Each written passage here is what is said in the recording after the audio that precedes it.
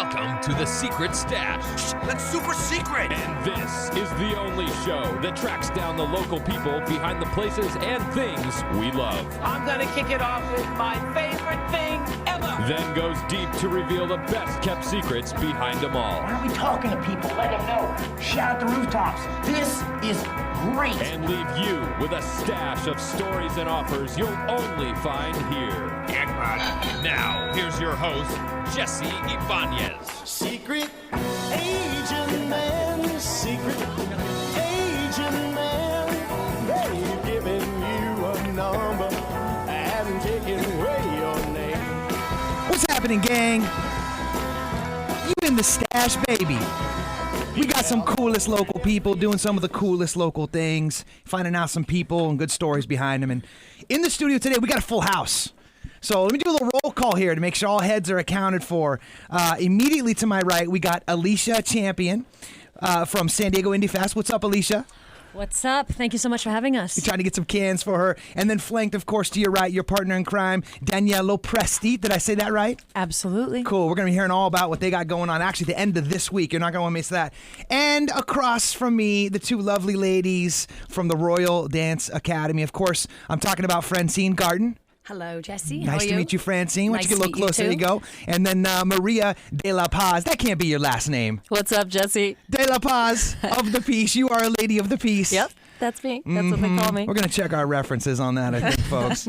That's right. That's right. So, you know, if you could kind of paint a little portrait and grab your favorite brush, I'd say we're going to be talking about some arts today. We're going to be talking about some local festivals, you might even say, going on down in the heart of San Diego, down in City Heights? City Heights Public Park. What is that called? The Urban? It's actually called City Heights Urban Village. Urban Village, that's what it is, yeah. Beautiful little spot, by the way, so great spot for a venue.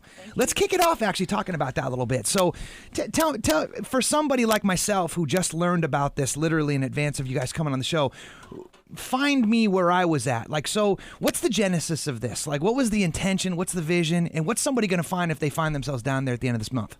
Okay, well, the intention is to celebrate independent music, art, business, and thought. So what we mean by independent is the little guys, all right? Not the people that you see when you're standing in line to pay at Whole Foods or Starbucks, not the people you see on the Grammys. People that will blow your mind, but they're not famous. And local peeps, right? Absolutely. I would say at least 60% of the bill is local, I would say. Would you agree with that, Alicia? Yeah. So this all started, it started way back when.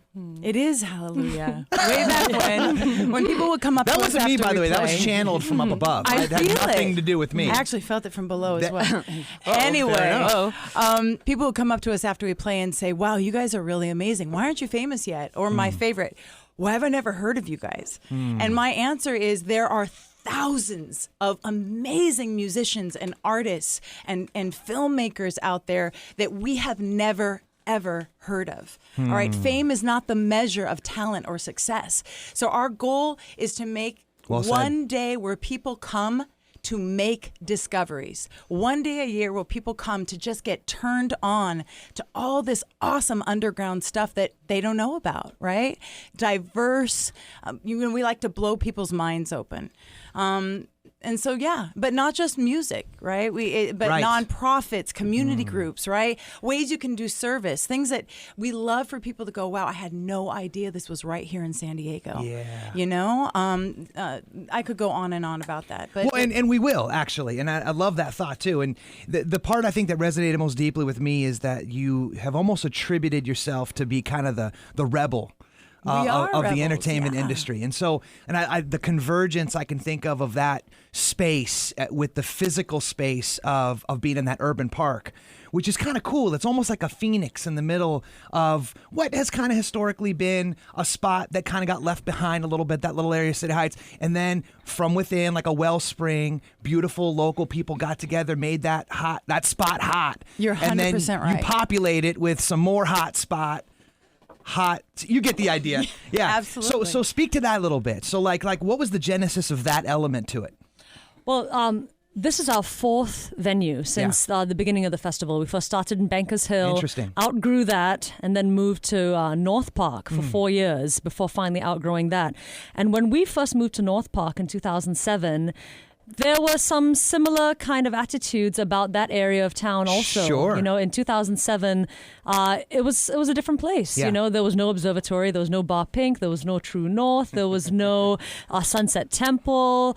I remember it well. And by the time we left in 2010, all those venues were established. Now, we would never go and say that we were the cause of that, but other people have gone on record to say that Indie Fest had a remarkable influence in the redevelopment and renaissance of North Park, not least of which includes our State Assembly Speaker, Tony Atkins, who was council member of District 4 at the time. And so when we outgrew North Park, we had to find another place. And we did move to Liberty Station for 2 years. Okay. And while that was beautiful, you know, expansive, grassy, safe, Sure. we lost a bit of that urban jolt. I can the feel that. culture. Yeah. And so when we were looking for our next home, we were brought back to what, Assembly Speaker Atkins said. And we thought, okay, if she's right, what if we can have even a fraction of that effect in a part of town that could really use it, like City Heights? And we I love that we thought. are residents of City Heights. Right. This is a part of town that really matters to us. This is Right. where we live. This is where we're raising our The truth child. is we're gonna do way more than a fraction. We're gonna do at least as well, if not better. I mean, because it's our own neighborhood. We're raising our child here. Right. But even if we achieved only a fraction, we really would have realized the real mission of this event.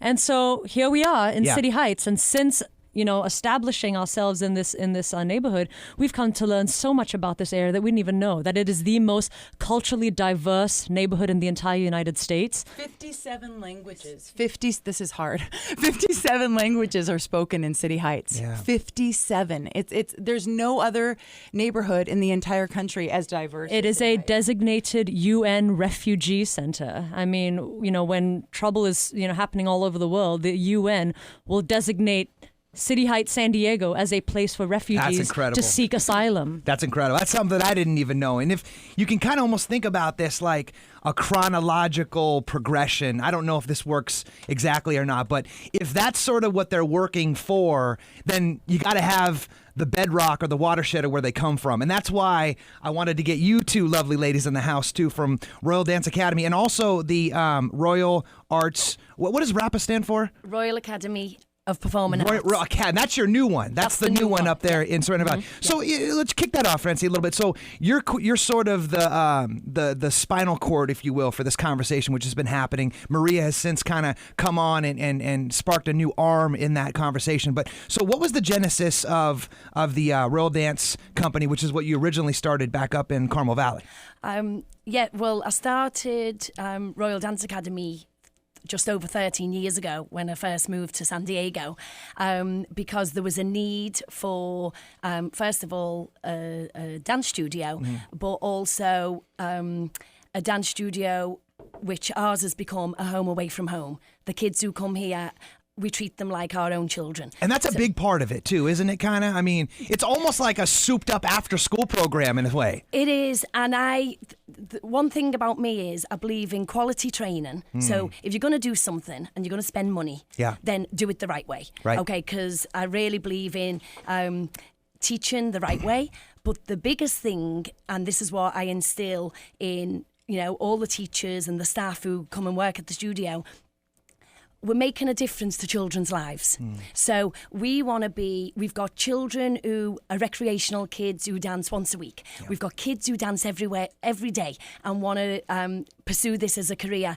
But at the end of the day, we're making a difference. So whether they become dancers or singers or actresses, I want them to come to our studio, and when they leave, the learning life skills. There's kids who've got no confidence. There's kids who've got troubles at home. There's kids who, may not be flexible. There's all different things going on in the kids' lives, and especially now in this day and age, I've seen over the years there's so much pressure, so much stress on especially the teenagers at school. So this is an outlet, and I believe that we're making a difference to each and every child, no matter what. We're making a difference in the life of each child that comes to our facility. And that's the British way. It is. Right? So I would expect nothing less. Yes. Maria, your flank on this, of course, is from the vocal perspective. And Yes. I know you know, I can vouch for that being a big part of who you are. So what's your addition to this conversation, which has been built up by Francine? Well, I've been teaching voice for over 10 years, and I basically have the coolest job ever. But there's a lot else that goes on with singing, and it is about empowering the kids. And so what does that mean when you say you teach voice? Like, how would I find myself in that? Well, there's a lot of technical things that go with a voice, but at the same time, I grew up learning all of the technical things, and sometimes I just like to throw all that away, and I like to let the kids choose their songs, be who they are, find themselves in the music. I don't care if they can sing. I don't care who they are, what kind of music that they listen to or like to sing. But my job is just to listen to them and inspire them, and being able to help them grow as musicians or whatever they want to be. Yeah. So you actually brought that background of knowledge, and then you guys kind of teamed forces a little bit, right? So it was almost one-dimensional, you might say, and then you guys burst out. Now you've got this huge evolution where there's all kinds of different modalities. I've been teaching voice at Royal Dance Academy, and then Francine told me of this idea she had for RAPA, the Royal Academy of Performing Arts. And I thought it was awesome, and I had my own studio in Del Mar, and I kind of moved my studio with her and built it. And your troop of army, and I don't know how many kids you got running around following you now. Oh my God, I could, I don't know, probably around 75. But at RAPA, I built a recording studio, and so all the lessons are recorded. They leave every lesson with a CD of the song they were recording, and they can learn kind of the more real life way of singing. Damn. Well, what happened was, initially, Maria came to Royal Dance Academy, which we have 4 studios, but they're mainly dance studios, and that's in the shopping centre at Carmel Valley. So over the 13 years, I've expanded 3 times, but it got to the point where we couldn't expand anymore in a shopping centre.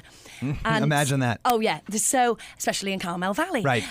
So I just had this vision for years of, is this it? I know I've got more to give. I know I want to offer more.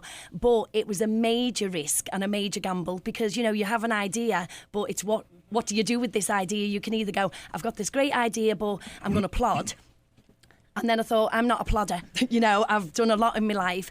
And I thought, if I'm really going to do this, I'm going to do it now. And we found this incredible space. My husband is a major help with me with the business, and I have 4 children. So it was a big risk of, okay, we're going to keep Royal Dance Academy in Carmel Valley, and we're going to build this new Performing Arts Academy. And we did it in literally 3 months from the ground up. It's 15,000 square feet. There's nothing like it in San it's Diego. incredible. No. Yeah, even in California, I've not seen anything like it. And in case you're peaked right now, I want you to take note of a couple little tags I'm going to throw down. First is that, so it's royaldanceacademy.com or RAPASD.com, right? And you can get a little bit more about that. And Indie Fest, man, San Diego, IndieFest.com. I think it's a perfect opportunity to take a little break. That table is now set. The entrepreneurial flame is lit. And then we're going to come back and we're going to talk a little bit about how all these lovely ladies got here. You're not going to want to miss this. Stick around. We'll be right back.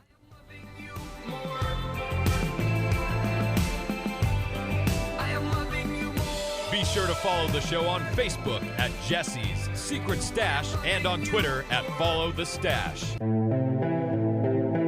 Put your hands in the air.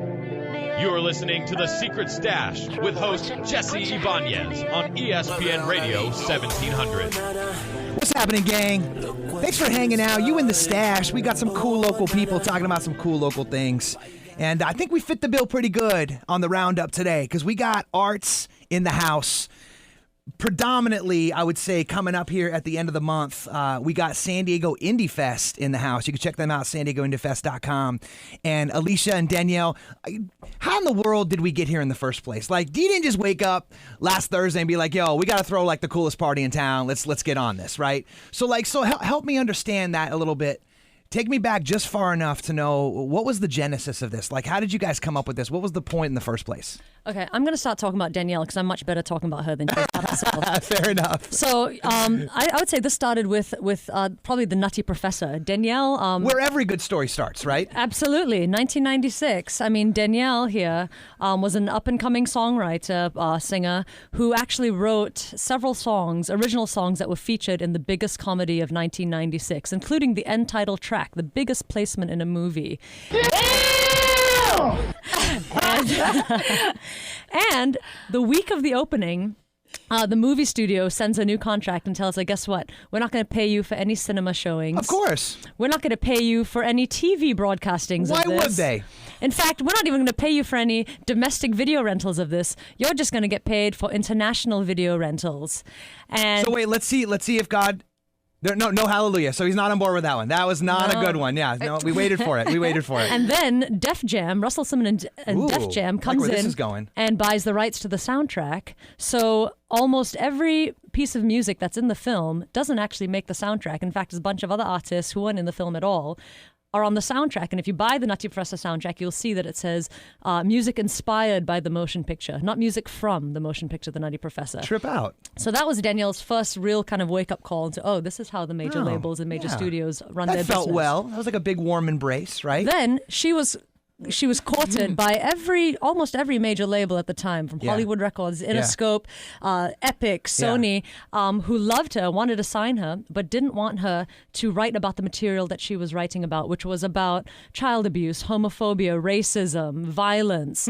And they said, real stuff. Yeah, she, as a woman, it was okay to be angry, like Alanis Morissette, if you're angry about a guy. Right. But if you're angry about a child being hurt or about inequality, they didn't want to hear about that. This is way before it was cool to sing about social justice. Interesting. In music. So Danielle thought, hey, I don't want to follow these rules. I'm going to start my own independent label, follow in the footsteps of Ani DeFranco. And so she started her own independent label. I'm still in high school at this time. And she launches her plight for the Independent. We came to this idea together after I finished school and moved to Southern California. Boston is where I went. Go Pats. And we came together, realized that we had a mutual passion for the Independent, and started, were very naive in 2004 and thought, hey, let's just throw a festival together in 4 months. Got our asses, can I say that? I apologize. Handed to us, but we learned a lot of lessons and built from that, and here we are now, over 10 years later. We really feel like that's so cool. We can become resentful, or we can channel our anger and frustration into something way bigger than ourselves.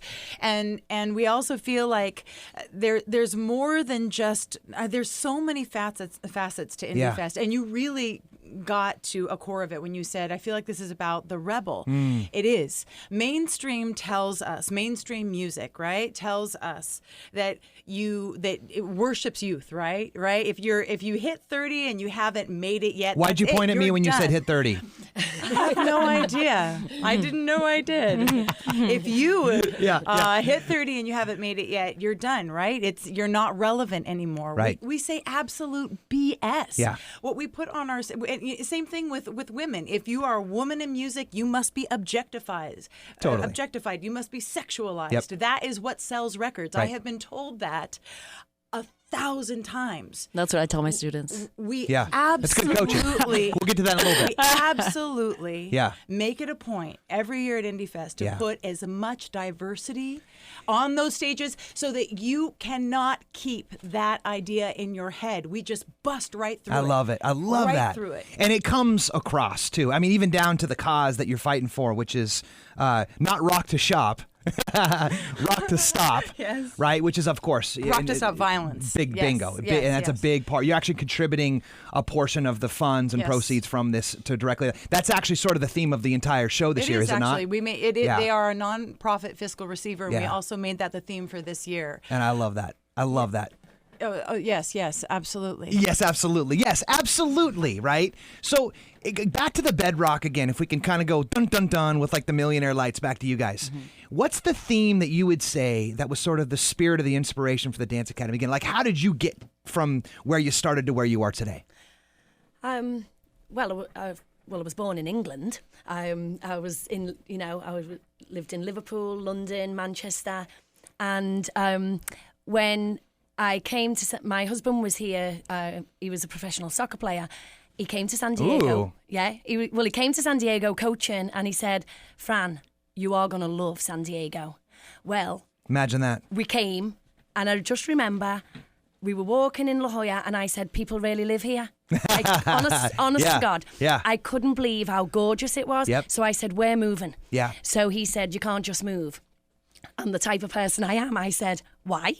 No one's going to go, 'Hello, are you Francine Garton? I've got a job for you here,' and da-da-da-da-da." No one hands it to you on a plate. So we went back to England. My family lived on the East Coast, but I knew I didn't want to live on the East Coast, right. Even though I like it there. But San Diego is so gorgeous, and this is where dreams, I think, can come true. Just the weather, just everything about it. There's so many opportunities here, and I have 4 children. To bring your children up here is a great place to live. And I remember somebody said to me, "You can't just come to San Diego and open your own business. You will have to go and work for somebody else." And I said, "Really? Watch me." Ooh. And I knew one person. I got a little shiver when she said that. Oh yeah, no, I knew one person. Yeah. When I moved here, I had 2 little babies. Yeah. I didn't know a soul. Yeah. And when we moved, I knew there was a demand for a dance studio. I'd done all my research, and I found this space really quickly in the shopping centre. And the gut instinct was, this is meant to be. You have got to do this. Mm-hmm. If you don't, this is why you moved. This is why you've uprooted your life. You've left England, all your friends. And that's what I did. I opened the studio. It's so funny because we couldn't get in the place, and we had to do registration out in the food court. And when we pulled up, I'd been putting flyers out and speaking to people on the phone. And when we pulled up, there was all these people here. So we said, "What's going on? I can't believe the shopping centre have put, another event on." And we said to this woman, "Is something going on?" She said, "Oh yeah, we're waiting for this lovely English lady to come because she's opening a new studio." Shut it. I swear, everybody was there waiting to enrol. And at the time, I said, "I'm going to spend 1 hour with every single person." Well, straight away, I had hundreds of students. No way. We grew. What? Yeah, I've got over 700 students. That is beautiful. Now. Yeah, and it was just, we expanded, and then we expanded again. That's incredible. Yeah, it's just been one incredible journey. That doesn't happen. We're going to check references on this. Adrian, let's pull up the Google. No, that's an incredible I'm not story. saying it hasn't been stressful. My life's been crazy, but it's. I think you have to just make it happen. Well, and here's what I've been able to glean from just being in this room with you, and hopefully for everybody who's listening and tuning into you for the first time and learning about this, is your conviction is just through the roof. Like when you speak something, it's already into existence as if it's already been there. And it feels like a familiar friend before it's even left your tongue. So I love that thought about you, and I'm looking forward to learning a little bit more. Coming right back up, your partner in crime. I want to hear how she got in this conversation in the first place. So we're going to douse you with a little sports update. I mean, after all, this is ESPN, right? We got to get a little sports update, and then stick around. We'll be right back. Coming up, we'll talk a little bit more about where all these lovely ladies are heading to next. We'll be right back.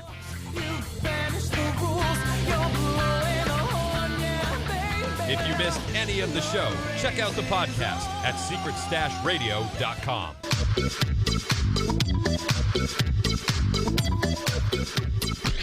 Welcome back to the Secret Stash with host Jesse Ibanez on ESPN Radio 1700. What's happening, gang? You in the stash. We got some cool local peeps talking about some cool local stuff. And in the studio today, I'm flanked by a whole host of beautiful women. Chief on that list, of course, Francine Garton, owner and founder of Royal Dance Academy, and of course over here we've got the brains and the brawn behind the Indie Fest, and of course Alicia Champion, and then Danielle Lopresti. And I left off with Maria because I love the story. Would you mind telling us all a little story? I know your story, so I wanted you to share it with somebody who hasn't heard for the first time yet. Like, what's your story about coming up, where you found music, and that's almost kind of like your gift that you give away now in spirit, is it not? That's right, Jesse. I grew up loving music and loving performing, and I had a lot of energy, but I wasn't necessarily the best singer or the best performer by a long shot. But is anybody out of the womb? I mean, right? I mean, well, I'm we jealous finally have of dispelled that myth, haven't we? That's true, but there are definitely some 8-year-olds that have just this natural talent, and they don't know why they have it. But then there's some of us who can build that talent, and we can create that talent, but it takes more practice, and you have to put in the work. So I have talent, right? You've always seen. No, I don't think you have talent. a future. No, I'm sorry. Okay. Can I keep talking? Yeah. And so I was always very passionate, and so what I love the most is when a kid walks in and he's just so passionate about whatever that he wants to work on. But let's deconstruct that a little bit, because there's some magic in what you're saying right now. So you don't really, what I'm hearing you say anyways, you don't really coach the inspiration.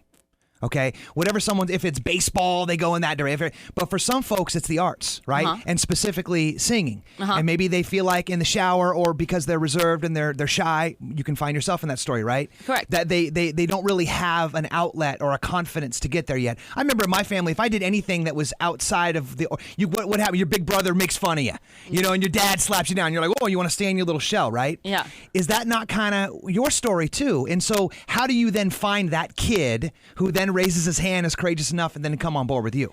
Well, people come for lessons for all different reasons. Some some want to be on TV. Some we're working to get on The Voice. We have some kids on The Voice. I have kids on Disney shows. I have kids on TV shows, and then some just want a place to let it all out and talk about their week. Yeah, and express that through music. It's cathartic, right? Uh-huh. So, and is that kind of not like? Did you have when you were a little girl who knew you had a good voice? No, I had a lot of excellent teachers, but I really wanted somebody to be able to pull out of me all those insecurities, right, and get all those emotions out in that song, not just the technical. Yeah.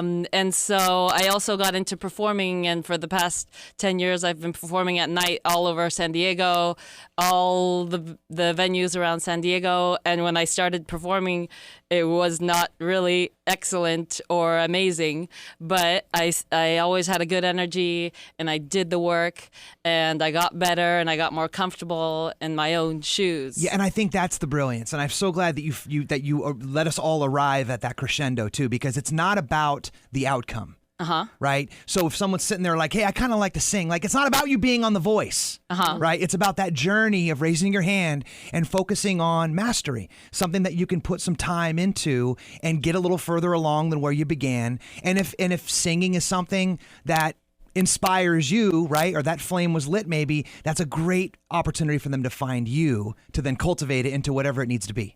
Definitely, but I will make fun of them a little bit, probably. Well, and that's the fun of it, right? That's the journey. Yeah. That was beautifully said, by the way. Yeah. Jesse. Yeah, that was very nice. Well, and I'm at my best when the company is good, and so I love that thought. So, help me kind of understand now, where is this thing going now? So I think you've done a good job bringing us forward. So we got the context. Right. Now what? Well, I had the vision to open RAPA. I knew Maria last year. She came to the Royal Dance Academy, but we didn't have an actual music recording studio. So I was saying, I think I want to open this big place. And Maria's going, do it. And there is a lot of people in your life that go, you must be crazy, woman. Are you really going to build... Ravens. We call those ravens. Yeah. They come and eat the seed. Yeah, and there's a lot of people who try to block you and put you down. Right. And you do have your moments of, what on earth am I doing? Right. But I did it. And it's what happens is... Yeah, Fran ain't trying to hear that. If there's a theme of the show, Fran's like, I ain't trying to hear that.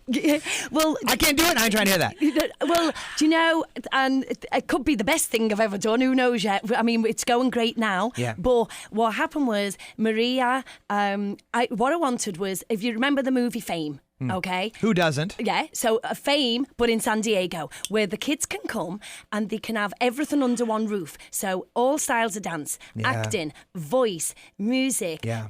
There's Pilates, gyrotonic. Yeah. We're doing homework room, tutoring. We're doing a juice bar. I mean, there's everything under one roof. So the kids don't need to be coming to dance, then driving to Maria somewhere else, then driving to the acting studio. I love that. Yeah. So it's honestly incredible. When you walk in, it's this big performing arts academy, and we're doing things to inspire children. So we're doing self-esteem for teenagers, we're doing mother and daughter yoga, I'm getting nutritionists in, physical therapists, and I'm trying to bring the physical, the emotional, the mental together, because you can be a brilliant dancer, a brilliant singer, a brilliant actress, but if you don't have a good attitude and you haven't got good life skills and respect and manners, and you go out into the big wide world, then you're going to get the doors closed in your face. So we're trying to... Good, excellent, so good. I know, I keep... And it's sometimes you're banging your head against a brick wall. Yes, of course. Because in today's society, there's a lot of instant gratification, there's a lot of entitlement, and every day I'm trying to say to people, and even the teachers, inspire these kids.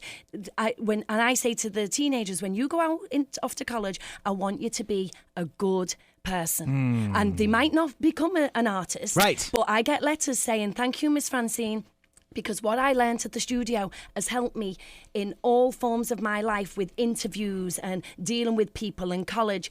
And when, you know, what I love is this. You could walk in the studio and you could be walking past the ballet class, a hip-hop class. You hear this music. You walk past Maria's studio. Maria's there with the headphones on. There's these little kids singing at the top of the lungs. And then you walk past and there's an acting class going on.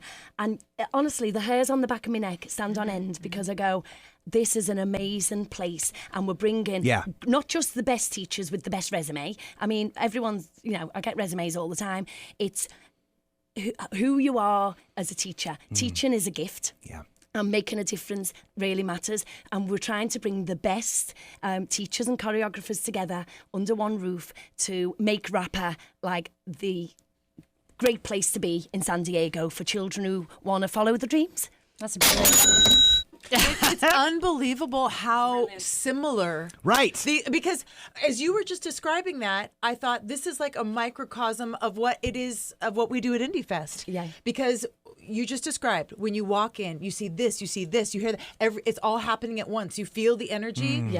At Indie Fest, you've got all the stages happening at once. You move from this stage to that stage. There's interactive art going on. There's the international cuisine. There's the different styles of music on every stage. There's the spoken word. There's the visual art. It's so similar in such a beautiful way. It's very, very cool to just hear her describe it. Well, we need to find a way to question. do something here. I don't know what it looks like, but we need to. I think we could make RAPA come to Indie Fest, and we can do something together. It's unbelievable what a fit it is. It's really exciting. Ladies and gentlemen, this is happening right now. Right now. You know, and one thing too is, I heard you mention the juice bar thing you're doing over there, and I know that's going to be an element. If you guys, can you guys please give it up from a man, Justin Gittleman, so good. who comes in, local juice. So Come on, local juice. Not only local. Let me just say, it's organic. Right. Okay, which is huge.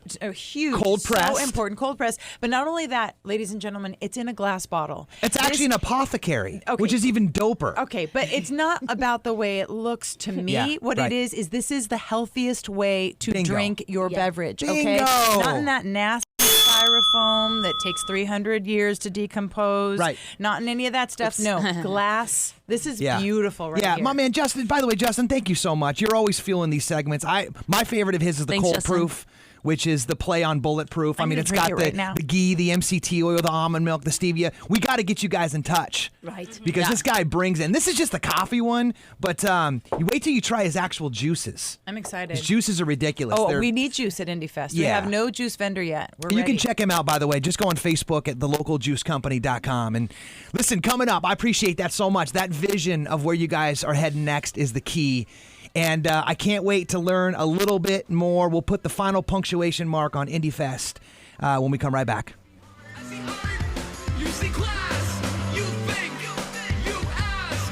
Be sure to follow the show on Facebook at Jesse's Secret Stash and on Twitter at Follow the Stash.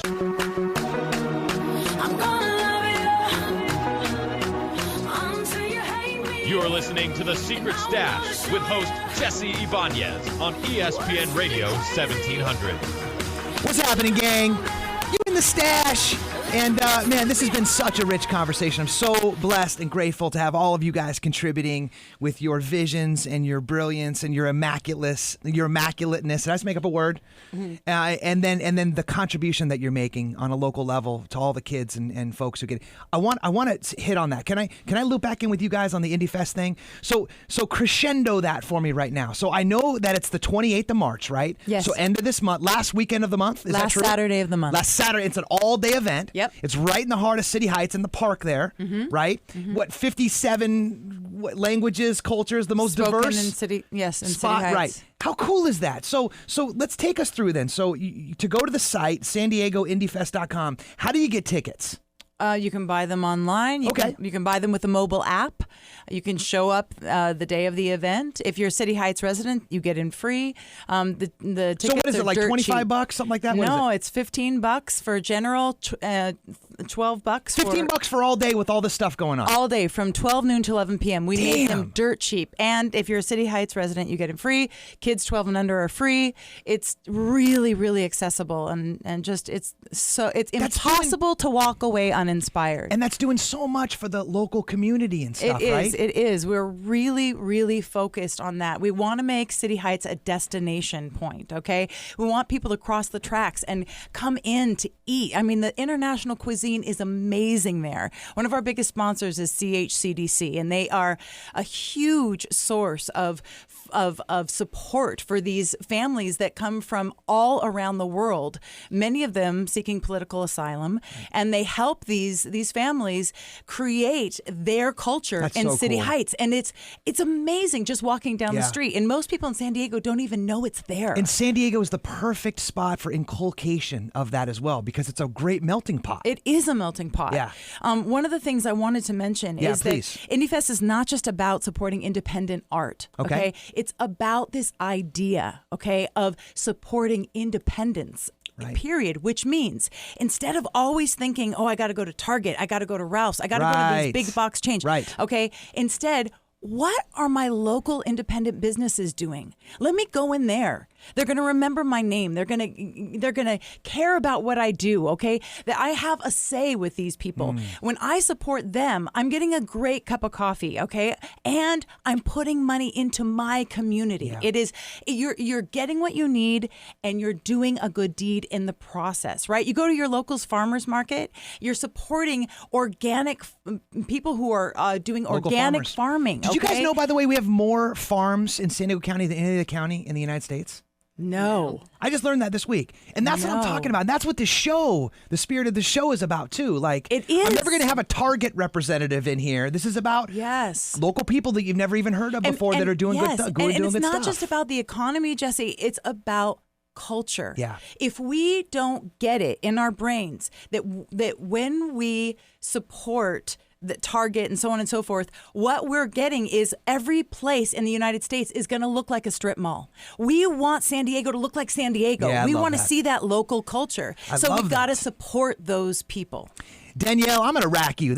You're so spot on, and I appreciate that. That is literally speaking from the gospel of what this room was intended to be in the first place. So thank you so much for coming on and contributing that, which is also a perfect segue for you guys, right? Because that's kind of what you're doing too, grassroots style. Yes. So help me understand now. I know you can go online, royaldanceacademy.com, right? Yep. Or RAPASD. You got spots up in Carmel Valley. You got spots down in Sereno Valley. So what are you guys leaving in the stash for someone to find you out for the first time? Well, we want to offer a free class of choice for any child. So children as young as 18 months can come to our studio, right through to adults. So come and try any style of dance, any singing lesson. We have Intel Music teaching piano, intelmusic.com. We have Brooke Byler teaching acting, brookebyler.com. David Scheid on guitar. And we have we've been in touch with Mary Murphy from So You Think You Can Dance, has been to RAPA, absolutely loves the studio. So we have Olga, one of her ballroom instructors, teaching ballroom. Yeah. So anyone can come along, try any free class of your choice. I love that. Then if they sign up, we're going to give them $50 off tuition.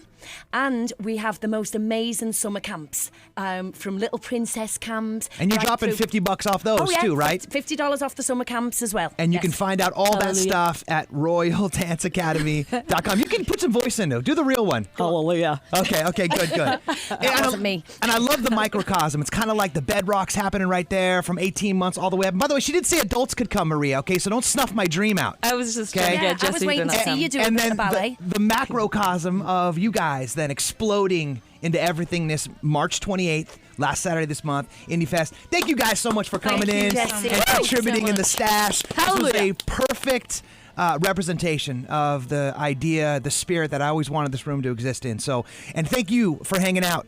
We'll be right back here next week. Same local flavor, probably a little bit different twist on it. We kind of set the bar a little high today. But appreciate you guys hanging out in the stash. We'll be back next week. Thanks, Jay. Thank you.